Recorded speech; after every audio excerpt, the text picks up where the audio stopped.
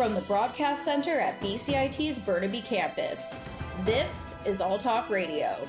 You're listening to 1680 The Crow. Good afternoon. I'm Angelina Mintz here with your news, sports, and weather updates to 3 p.m. John Horgan announced today the party will declare David Eby as the new party leader tomorrow. Originally, an election was set for early December, but the party officially disqualified Angela Appaduri last evening. Eby is getting set to address the media shortly here, while Appaduri will speak at 4 p.m.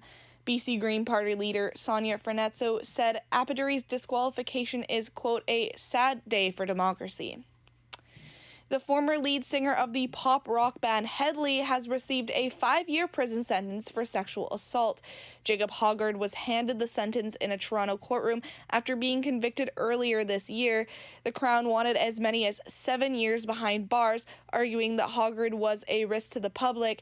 However, his lawyers said 3 to 4 would be more appropriate. Canada's high inflation rate was yet again a main topic of discussion in Parliament today. Conservative leader Pierre Poilievre says government debt and pandemic-era spending is the cause. Dumb governments that ran massive deficits all around the world and printed money to pay for it all have inflation problems. Countries like Switzerland that had low or no deficits have low or no inflation. This was a choice. The Liberals responded saying what is happening in the world is unprecedented and politicians should not amplify anxiety. Automobile service centers across BC are preparing for the flurry of winter tire customers. Our reporter Chadis Leo has the story. Although BC roads have been mostly dry the past few months, having mountain and snow-rated tires have still been mandatory as of October 1st. Will Taylor, a service manager for a Vancouver Island dealership, can't stress enough the importance of having proper tread. October 1st to April 30th is when winter tires are mandatory in BC. And the ramifications of that, of course, are that, if you're in an accident and you don't have either an M+S designation or a 3-piece mountain with a snowflake in the middle of it on your tire, then ICBC can not cover your car if it was involved in an accident. ICBC also advises drivers 2 very important tips: reduce your speed and increase your following distance. Chadis Leo, 1680 The Crow. We are now joined live by our reporter Chadis Leo. So Chadis, are people delaying the process of getting winter tires because of the warm weather we've been having? Yes, thanks, Angelina. The general public is definitely delayed by about a month. Besides talking to Will on Vancouver Island, I made several phone calls to different dealerships on Vancouver Island and the Lower Mainland, and they all concur that everyone is definitely avoiding putting tires on until absolutely necessary.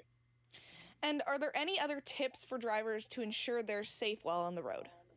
Yes, ICBC lists 4 key facts to pay attention to after you've installed your mountain and snow-rated tires. So the 4 are: pay attention to your tread, always use 4-match tires, check your tire pressure, and properly store your winter tires when you are not using them.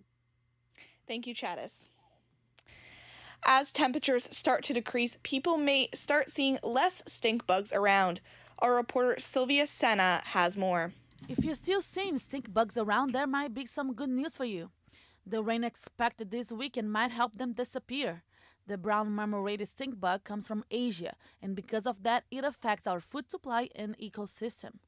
According to Gail Walling, the executive director of the Invasive Species Council of BC, it is important to get rid of many stink bugs as possible so there will be less population next year. She also says the government is working on a couple tools, such as biocontrol agents, as well as insecticides to help minimize the pest. Sylvia Senna, 1680 The Crow.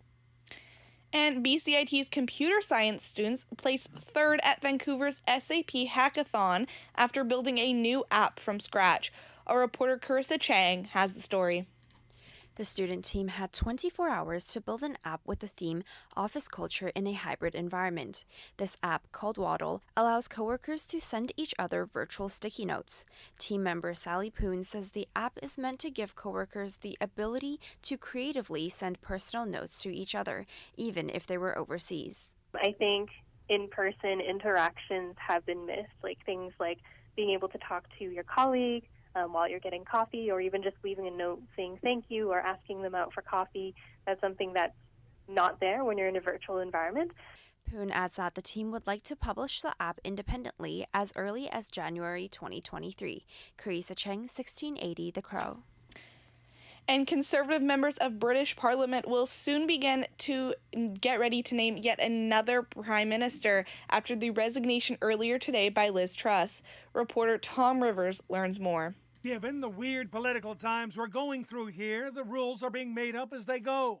Graham Brady, the chair of the committee, charged with organizing the contest. Nominations are now open. Will close at 2 o'clock on Monday.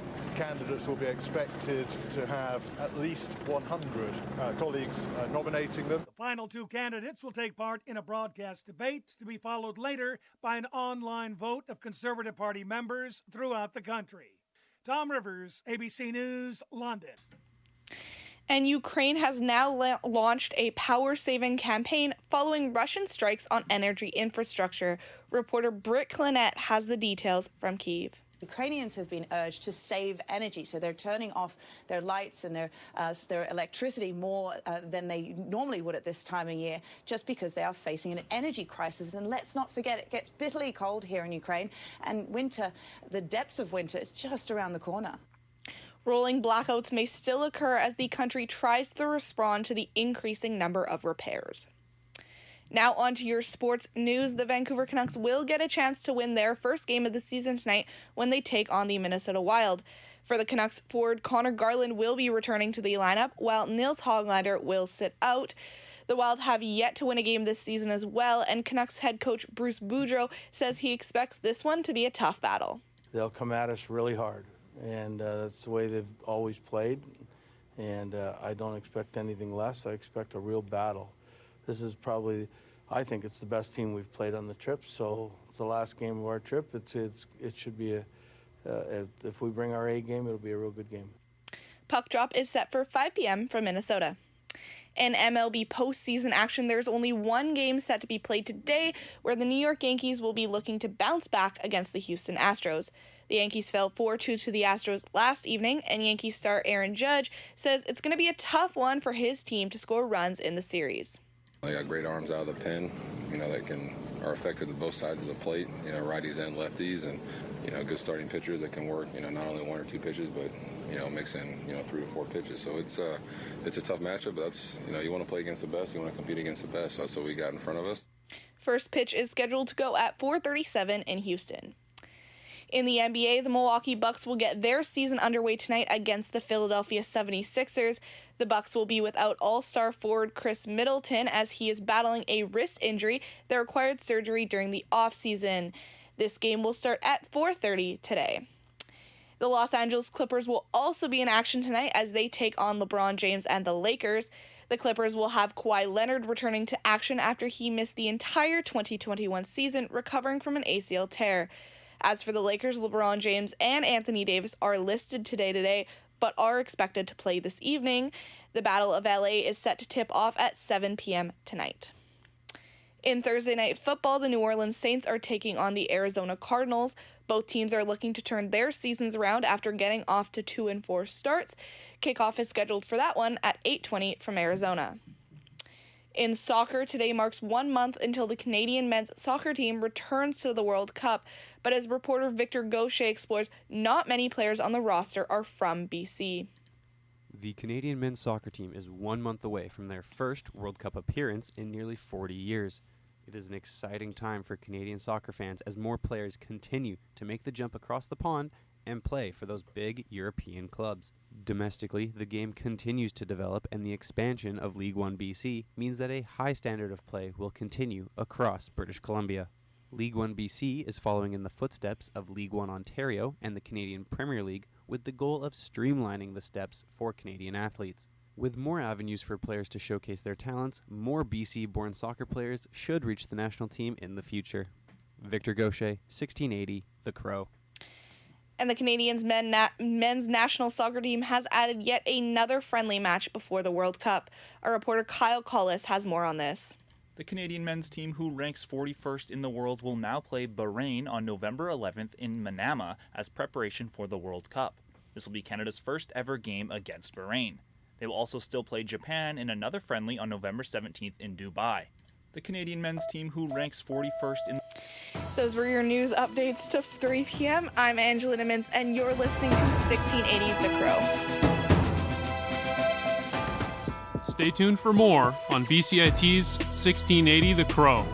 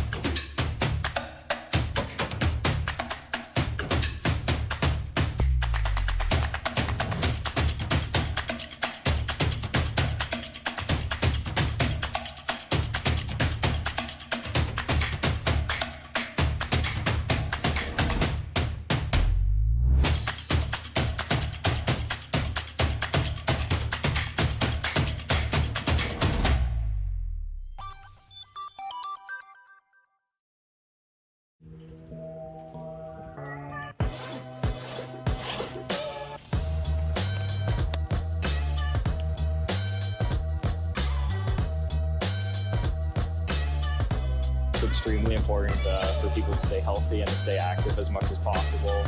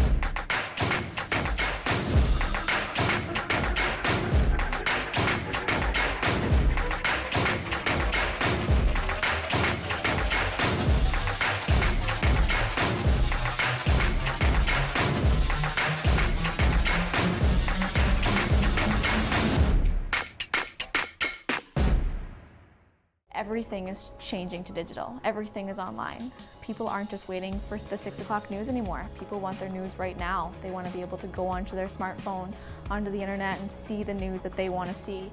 Vancouver is growing at, a really rapid rate, the Lower Mainland even, and with the tools that we're given here, we're able to cover all of that. Welcome to BCIT Magazine. I'm Radhika Sikka-King. In the program, they really leave it up to you. I mean, the help is there when you need it, figuring out how to use the programs like Premiere, Audition, and figuring out how to use the cameras. But it's up to you to sort of experiment and figure out what you can do when you go out in the field. They brought candles and flowers to remember the student who lost her life yesterday. Theresa May says the international community condemns Moscow. They really make sure that you know the basics and you are able to put out a quality product. I'm Brady Tretanero. And I'm Radhika Kane. Thank you for tuning in to BCIT Magazine.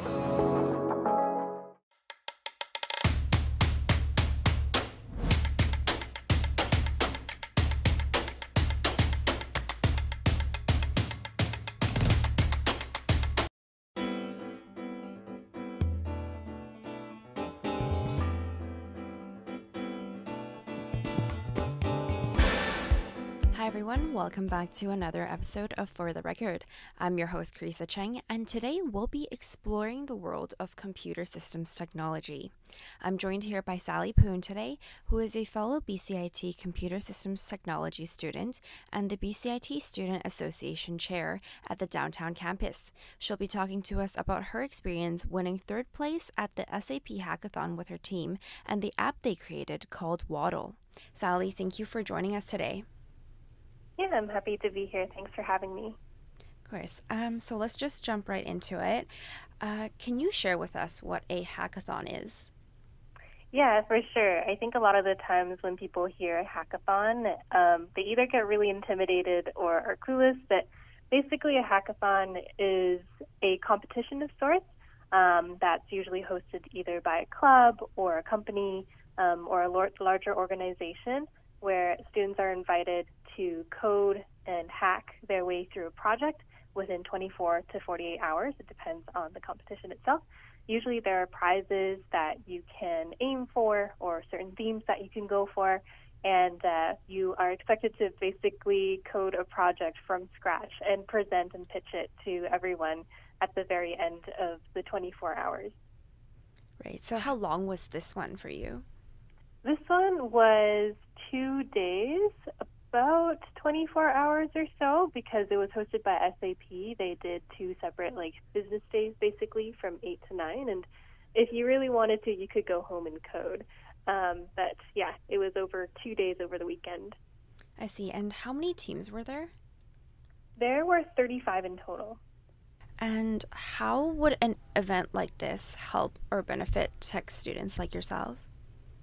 Yeah, I think that hackathons, especially for people who don't have a lot of experience coding or anything to back up previous experiences, hackathons are a really good way to expose yourself to technology. You're basically challenging yourself to build something really quickly. The learning curve is really high, so you're forced to basically pick up whichever technology it is that you want to learn. The other thing is you can also network with people. So some hackathons have companies and sponsors with representatives there. I've met representatives and recruiters from hackathons, and I was able to connect with them on LinkedIn and talk more about careers in their company. And so networking and also being able to learn is really important in the hackathon. I think that challenge aspect and just being able to connect with others is really good. Right, of course. And you mentioned before that you have to code everything from scratch, right? Yeah. Right. So how did you come up with the idea for Waddle? Yeah, that's a really good question. So we were actually given the theme about maybe a week or two in advance, which isn't always very common. Hackathons usually release different themes on the day of, so challengers will have to come up with an idea and dive right in. So the theme was office culture during a hybrid environment, which is very common in the tech sector right now. And so we were thinking of different ways to connect people. And one thing that I thought of was through my co-op experience when my manager had a visitor stop by and they wrote a sticky note that says, "I know where you work," all in caps, obviously as a joke, and just stuck it on his desk. And he comes back to it and he laughed at it. I think in-person interactions have been missed, things like being able to talk to your colleague while you're getting coffee, or even just leaving a note saying thank you or asking them out for coffee. That's something that's not there when you're in a virtual environment. So I thought about a virtual desk type of situation where people can draft sticky notes and stick it on and send it to someone else in the company, and make it more accessible for people to be able to send these intimate personal notes to even people across overseas, especially for a large company like SAP. Right. And can you tell me a bit more about Waddle, the app? Yeah, absolutely. So Essentially, what a user can do is they can log into the application and they can draft a sticky note and doodle on a sticky note that's virtual, and they can send it over to another person by using email. If you receive sticky notes, you'll actually see these sticky notes show up on the application, and it tracks the way in which the person who drew it. So if you wrote hi, you would actually see hi written from beginning to end based on how the other user sent it. And you are also able to look at events that are happening across the company, globally, locally, or regionally specific. And so our application, we really hoped to put a smile on people's face, essentially, and warm up that kind of corporate culture that's usually very clean and very polished. We created something that's a bit more heartwarming in some ways, and hopefully to build culture by allowing people to share like doodles and messages. That's super cool. And I know that there is a mascot for the app. Is that correct? Yeah, there is. We decided on a duck that's carrying a messenger bag with a little cap on. So we call him Walbert, just so he could deliver messages overseas and swim across the pond to deliver your sticky notes. I love that. That is so cute. So is this app going to be released to the general public? Yeah, we hope to have it released, I think, maybe not even for like a big general use, but hopefully we can actually have it displayed so that people can interact with it and see what it's like. Right now it is good for deployment in terms of the front end, but we still have to figure some things out when it comes to the back end. So I'm working with Mo and Nolan probably over the winter break to hopefully work on that and get it released so we can at least show it to the public and people can play around with it. Right. And do you have a timeline for that? Ideally over the winter break, so hopefully we have something that we can show everyone by January, mostly because all of us are going through as BCIT's midterms and everything. So yeah, that's the hope, that's the goal. Good luck. And also, would this app be released with, like, in association with SAP, or would it be released with BCIT? How does that work? Oh, yeah. So I think it would just be independent. SAP, as far as I know, it's like you complete a project, and most of the time for hackathons, it's up to you what you do with the project. A lot of the times, projects get left behind, even if there's a good idea, and hopefully we're able to at the very least, publish it, just so people can play around with it. But it would be independent, essentially, from SAP or any clubs that we associated with. Right. Good luck with releasing it and getting all the back-end stuff figured out. Thank you so much for taking the time to speak with us today. Thanks so much for having me again.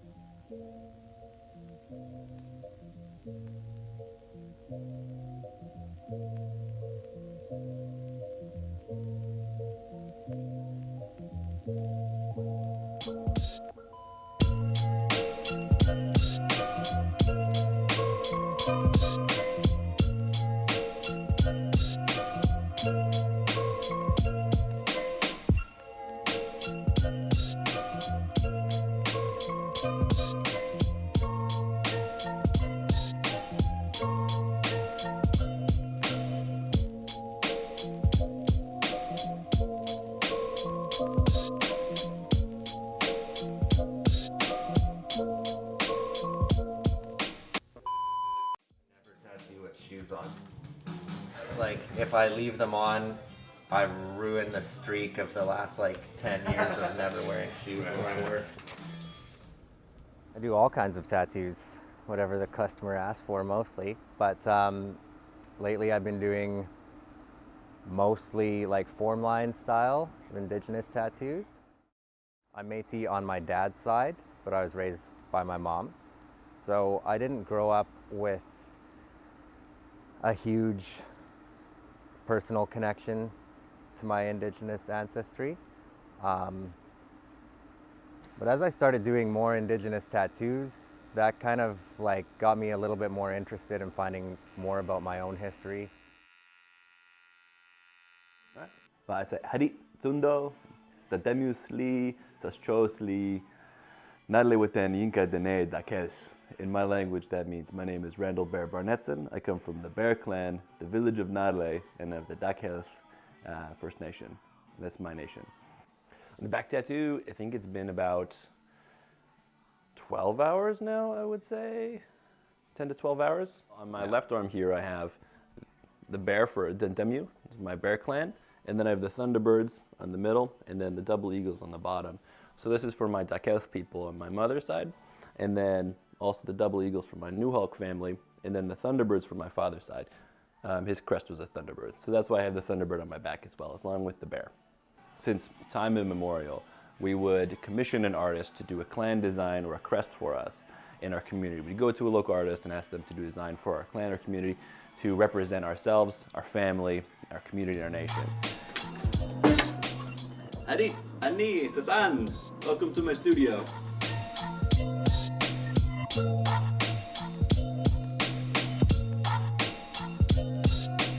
So my tattoos, they all represent that, from my Bear Clan to my Thunderbirds to my Eagle Clan. They represent and they place me in my community and show my affiliation there.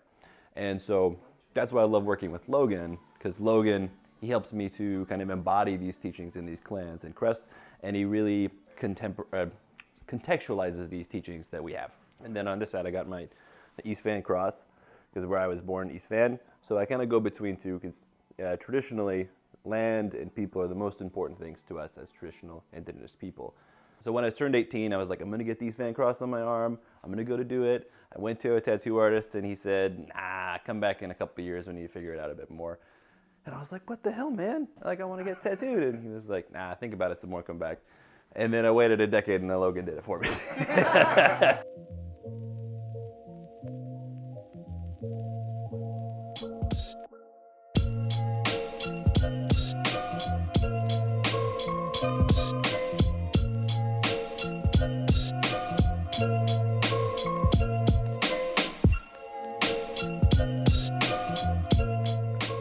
My name is Shanton Hopkins. I am a tattoo artist here at East Van Warren Tattoo Company. Born and raised in East Vancouver. I am indigenous to Darcy Anderson Lake, better known to us as the Naquaqua people. It's part of the Stallion Nation. So growing up, I was a pretty rebellious kid. Just always getting into trouble, getting into fights, drinking, stealing cars when I was 12. Went to jail when I was 14. It's just a lot of pain and trauma from my mother. She was an alcoholic who dealt with her generational trauma from my grandmother, who was in residential school. So just trickled down, passed down to me, right? But me and myself, I've been doing a lot of work on myself. I've been sober now for 3 years. Trying to break the chain and the link for my kids, right? So my style, I like to stick with a realism, black and gray, but I like to try to incorporate a native form line art to it. So I do my own West Coast style, form line, native art with the realism. Yeah, it's just sort of a unique touch that I wanted to come up with. For me, I always wanted to sort of incorporate like the native art inside of my tattoo work. And black and gray realism is something that I always wanted to pursue. I want to keep that style of art alive. I want to keep the form line art alive, right? It's been here already for centuries, even though it's been tweaked a little bit, whatever. Like all artists have their own styles of their own art, right? Well, we have all kinds of different backgrounds getting like Oriental Japanese style sleeves. I tattooed this native guy just last week. We did a full native realism piece on his arm, full sleeve. He already had an existing like Oriental Japanese style dragon on his other arm, right? I'm like, yeah, if like you have like enough love and respect for the culture, like I don't see why it would be an issue for anybody to want to get like form line native art tattooed on their bodies, right? If it's nothing but love and respect, that's all that matters, right?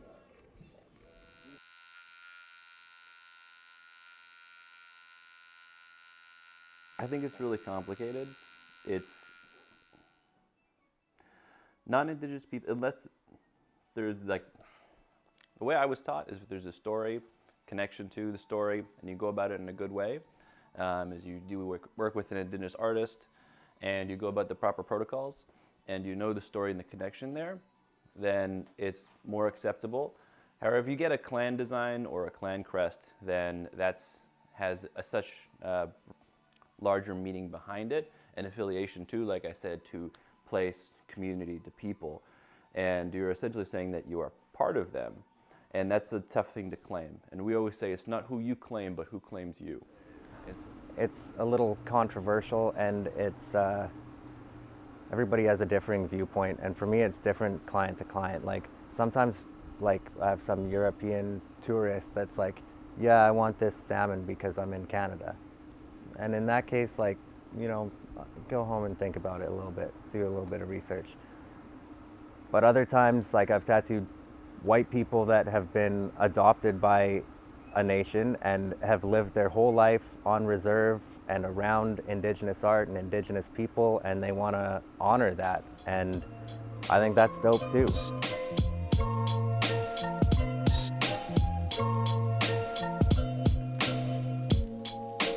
Bar down over there is like, was a strip club and very much like a biker skittish kind of hangout.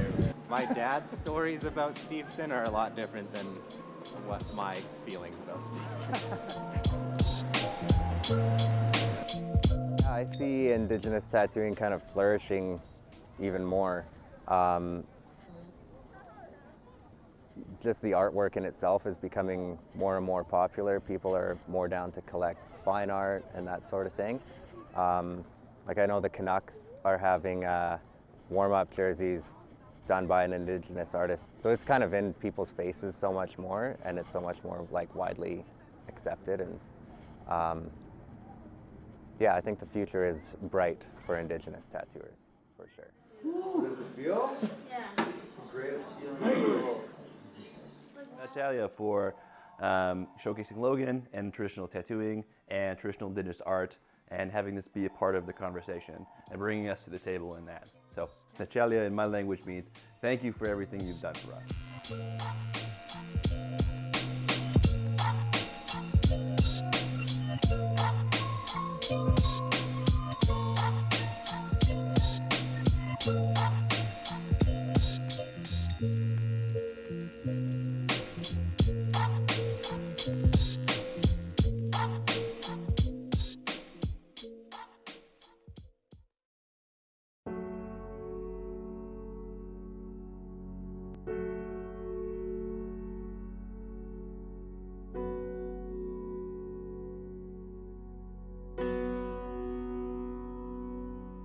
I was just gonna go do my own thing, but then I ended up, there's something in me that just stopped, and I sat on the curb and I just started crying, and I was like, what am I doing with my life? Like, what? This is just, I don't want to do this anymore.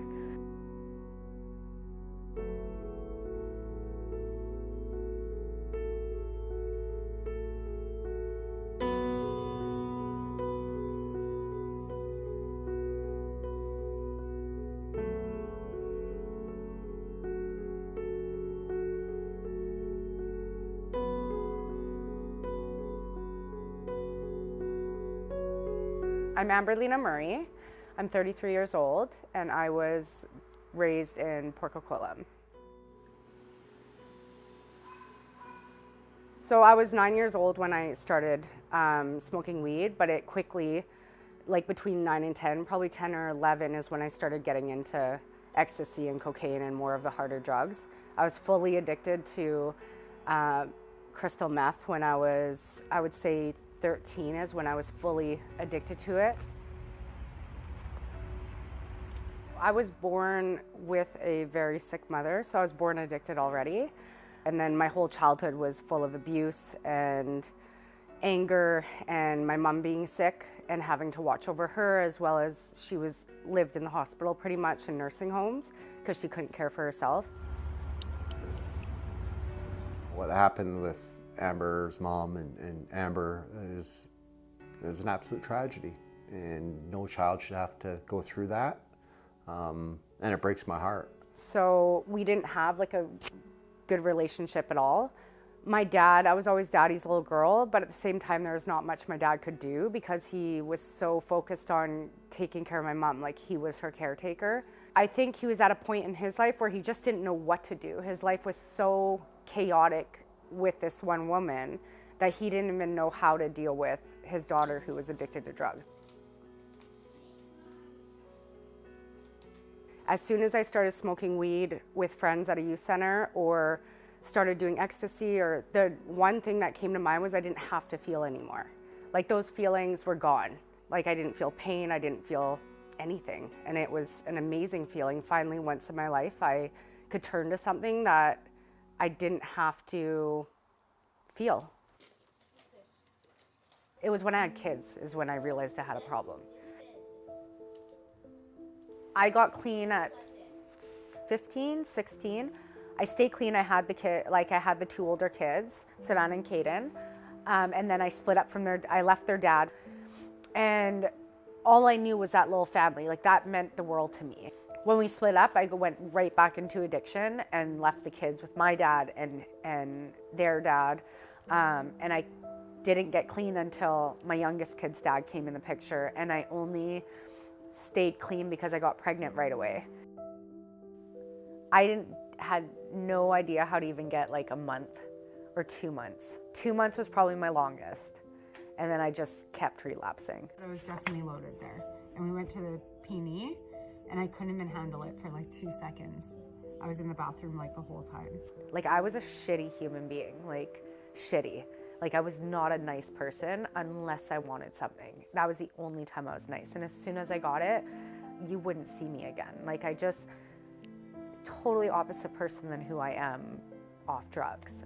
And that's just how it is when you want to get clean, it's like, you want to get clean, but your head's like so powerful in that moment when you start detoxing that it's like crippling. And so I talked myself into making a phone call. And when I asked to make a phone call, they said, if you make the phone call, you need to leave right now. And I still decided to make the phone call. And there was no pickup from my dealer. So they kicked me out anyway. The recovery house, a lot of them I got banned from continuing to come back and not staying clean. Not from anything bad I did, but because of not staying clean. Like some places are just like, like you're clearly not getting it, so maybe go to a different place. She had nobody, and she was alone. And I remember everybody coming up to me and saying, hey, don't waste your time, you know what, she's just gonna end up doing this, or this. And I can understand where they were coming from, right? Because a lot of people had invested a lot into Amber, and Amber made unhealthy choices, but that's to be expected by somebody that is in addiction, right?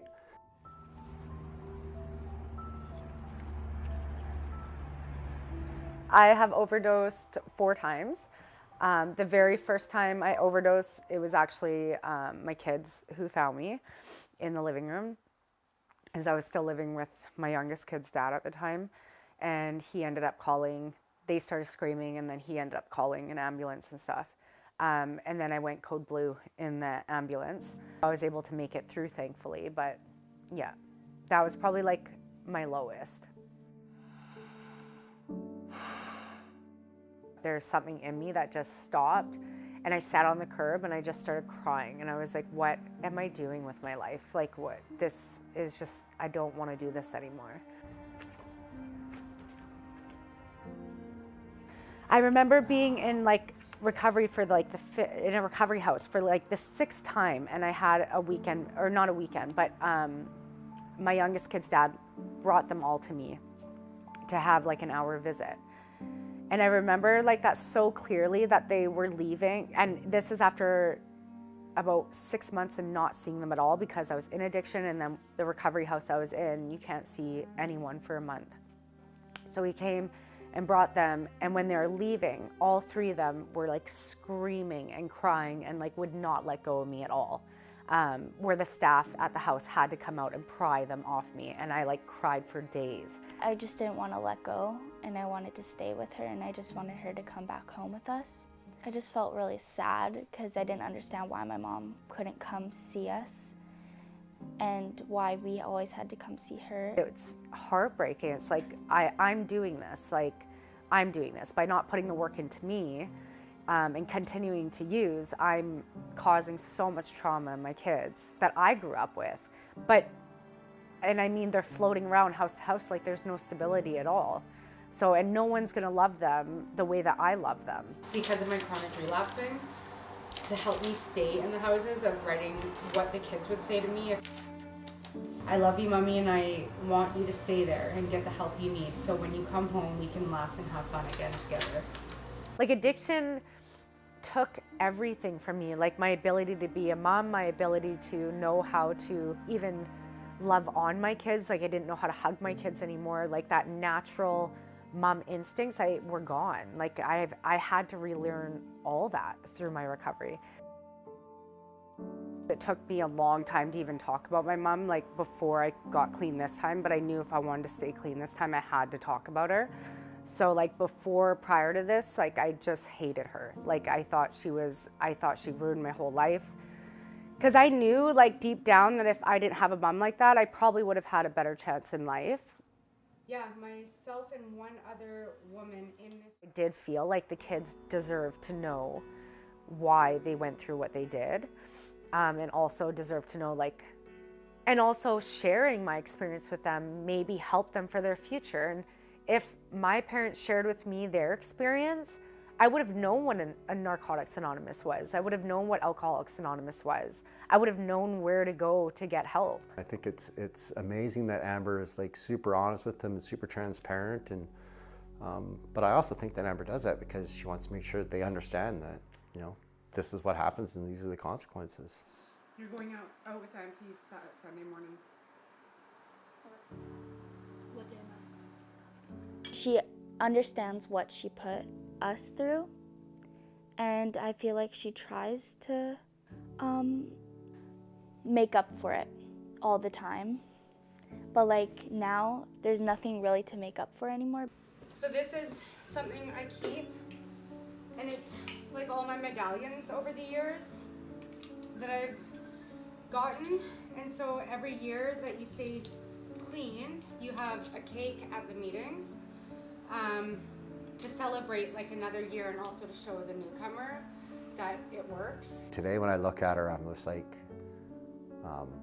it's hard to believe that you're that same blonde girl that was sitting on the steps asking me for a lighter, 10 years ago, right? Like I'm blown away by it. It doesn't matter how many times we give up on ourselves, or even how many times others give up on us. It'll still be that one day that you try that you're going to do it. It's just a matter of continuing to get up and not staying down. And I think that's the one thing, like I tell most people, is especially after they relapse, is it doesn't matter. Like, you're alive, so keep getting up.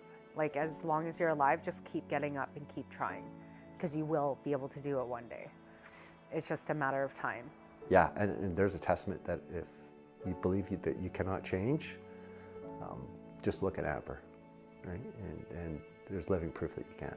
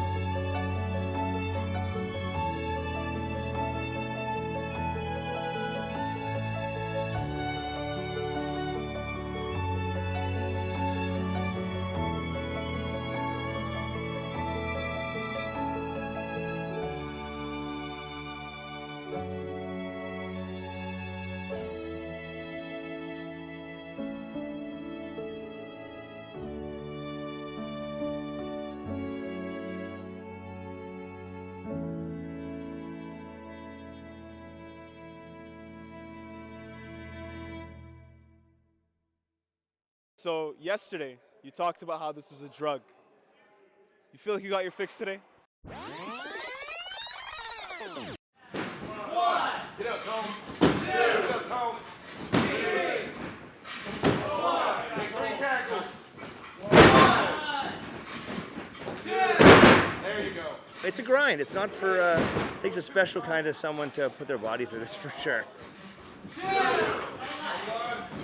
There's nothing else like it. There's no other art form that does what wrestling does. It's part sport. It's part action. It's part drama.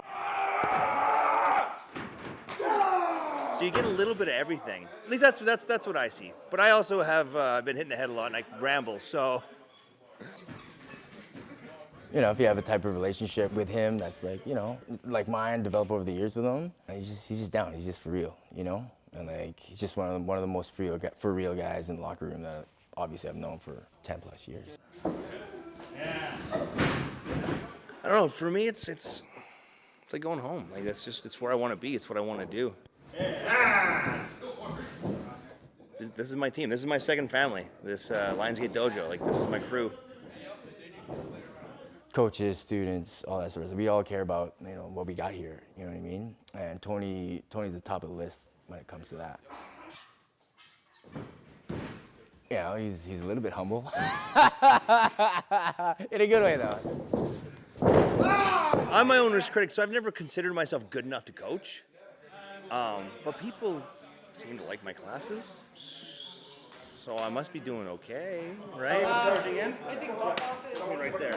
But as long as you're like in and then sell it for me. For Tony in particular, like he just loves it, man. He's fully embracing, I guess, that next step, right? Coaching and all that sort of stuff. Oh no!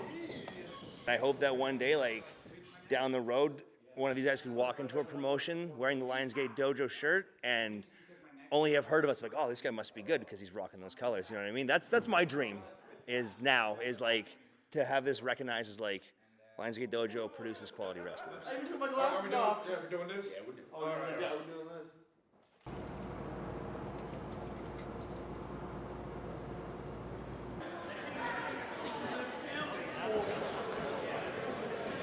I've said in a lot of interviews and stuff, he's like the reason I've kind of gotten so far because he took me under his wing. I'm so grateful for everything he's taught me, him and Billy Swade both.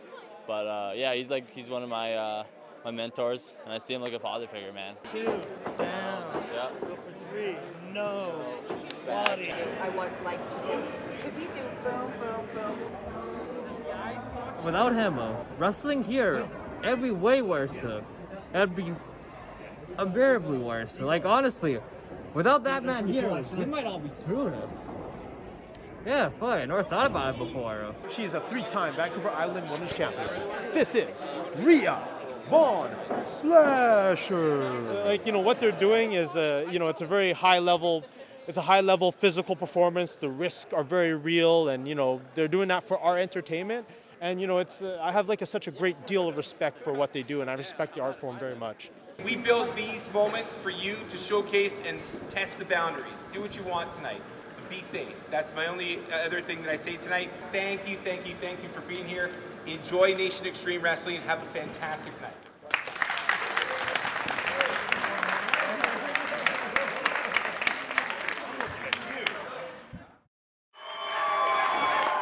All right, everybody, welcome to NEW5 here at the Harbor Convention Center.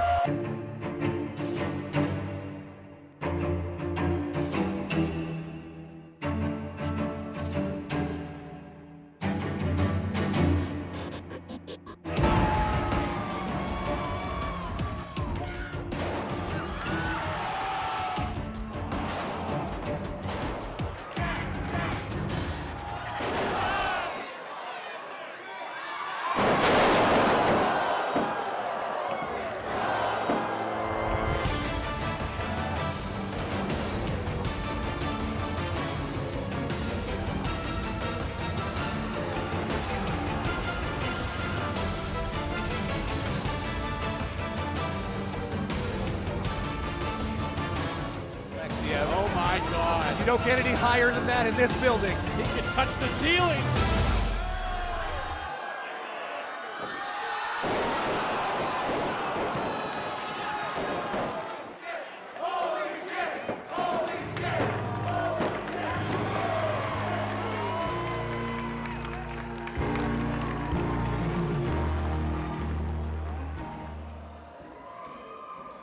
Tony, what goes through your mind before a big match like this? My match over and over and over and over and over. That's what goes through my mind. Just my spots over and over and over, repetition. Yeah, that's pretty much it. Don't fuck up. Be safe. What am I doing? Yeah, that's pretty much it. I know there's not a real, there's no fancy metamorphosis or anything. Some of these guys might, but not, man. Tracksuit goes on and looking fly, man. Looking fly. God look fly. One fall. Coming to the ring first. You know, he just loves to entertain, right? And he's going to go out there and he's going to go 100%. The NEW Tag Team Champions, the Wise Men, Tony Baroni and Billy Swade, already know who the next challengers will be for those tag belts around their waists as we speak. But right now, they have an even tougher test ahead of them, as it's a trios tag match, 3-on-3.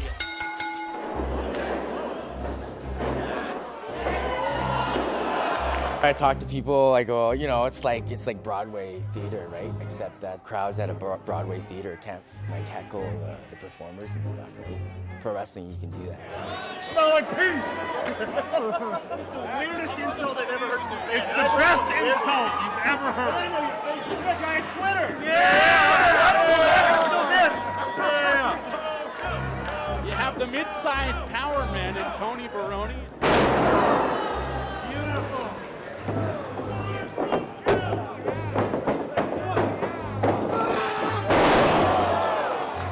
Baroni up on his shoulders and Coco Flash up on the top rope. What are we going to see here?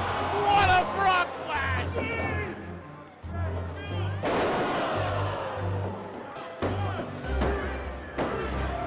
B-Boy picking up a big win for the Illa Tribe as they pick up a victory over the NEW Tag Team Champions.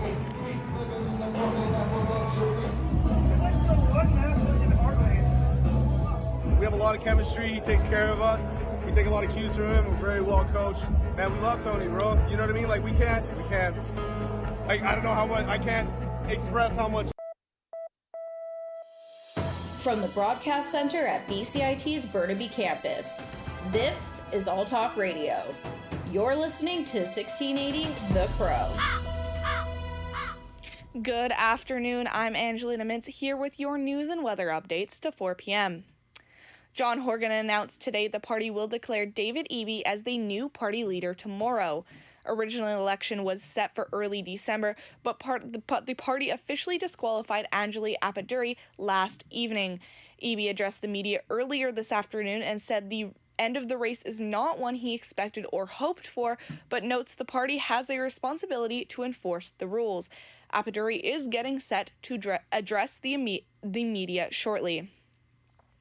Canada's high inflation rate was yet again a main topic of discussion in Parliament today. Conservative leader Pierre Poilievre says government debt and pandemic-era spending is the cause. Dumb governments that ran massive deficits all around the world and printed money to pay for it all have inflation problems. Countries like Switzerland that had low or no deficits have low or no inflation. This was a choice.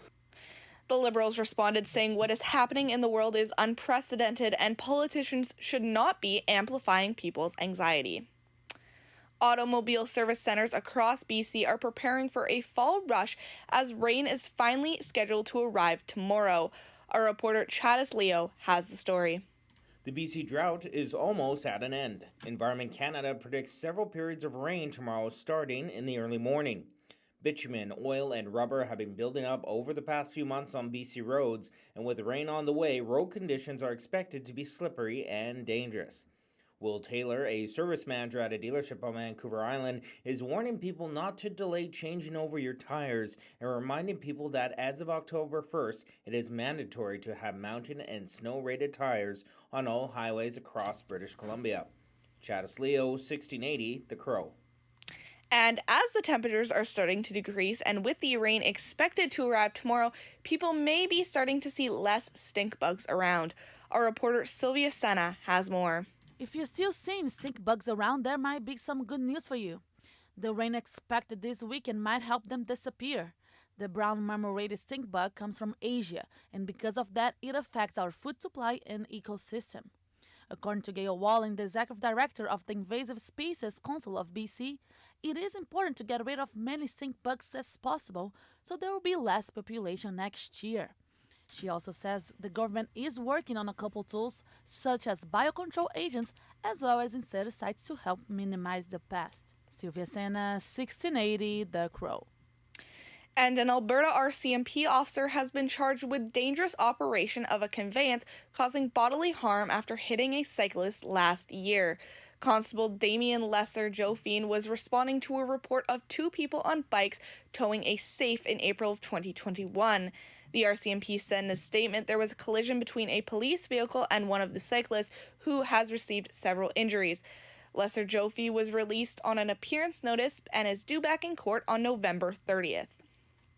After just 45 days in office, Liz Truss has resigned as British Prime Minister, and there will be yet another Conservative leadership race. Reporter Tom Rivers learns more.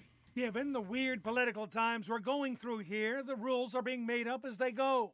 Graham Brady, the chair of the committee, charged with organizing the contest. Nominations are now open. Will close at 2 o'clock on Monday. Candidates will be expected to have at least 100 colleagues nominating them. The final 2 candidates will take part in a broadcast debate to be followed later by an online vote of Conservative Party members throughout the country. Tom Rivers, ABC News, London.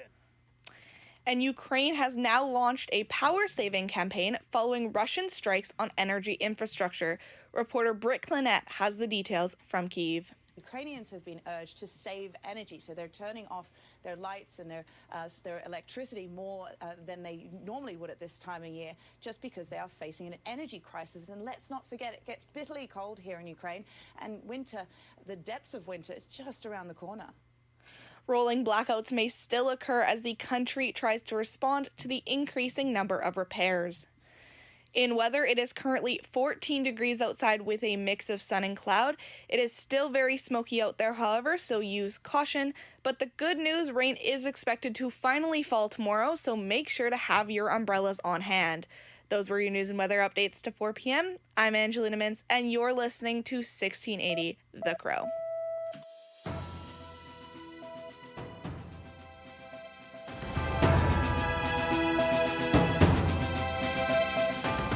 Stay tuned for more on BCIT's 1680 The Crow.